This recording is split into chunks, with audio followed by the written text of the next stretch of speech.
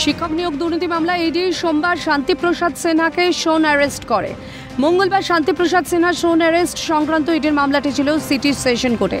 ইডির আইনজীবী দিন প্রোডাকশন ওয়ারেন্ট ইস্যুর জন্য আবেদন করে আদালতে। এই মামলায় শান্তিপ্রসাদ সিনহাকে জিজ্ঞাসাবাদের প্রয়োজন, কারণ তদন্ত করতে গিয়ে এমন কিছু তথ্য উঠে এসেছে যা থেকে মনে হয়েছে এই ব্যক্তিকে জিজ্ঞাসাবাদের প্রয়োজন আছে।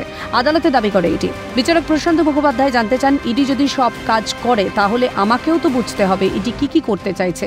এরপর তিনি ইডির উদ্দেশ্যে প্রশ্ন করেন, তাহলে 2 বছর ধরে অপেক্ষা করলেন কেন, কি বিষয়ে আটকালো?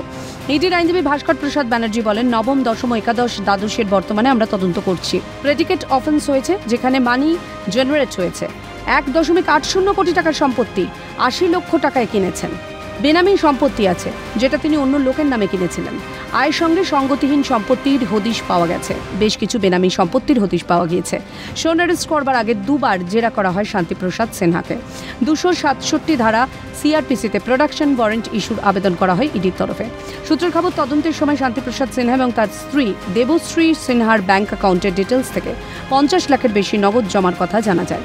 যে সময় শান্তিপ্রসাদ সিনহার অর্থের উৎস হওয়া উচিত শুধুমাত্র তার পেনশন বা বেতন, তাই এই নগদ জমার উৎস অযোগ্য প্রার্থীর কাছ থেকে সংগৃহীত অর্থ ছাড়া অন্য কিছু নয় বলে দাবি করে ইডি। কোর্ট নির্দেশ মেনে শিক্ষক নিয়োগ দুর্নীতিতে ইডির প্রসন্ন রায়ের মামলায় শান্তিপ্রসাদ সিনহাকে হেফাজতে নেয় ইডি।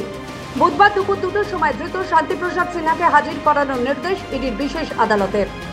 ওরা তদন্তের জন্য ওনাকে জিজ্ঞাসাবাদ এর আগে এসে করেছেন, আবার জিজ্ঞাসাবাদ করতে চাইছেন। একই মামলা, এর তদন্ত এতদিন সিবিআই করছিল, কেন ওরা এতদিন সেই তদন্তটাতে চুপ করে থাকলো জানি না। এতদিন পরে গিয়ে ওদের মনে হয়েছে, ওদের ঘুম ভেঙেছে, এখন আবার তদন্ত করতে ওনাকে অ্যারেস্ট করে।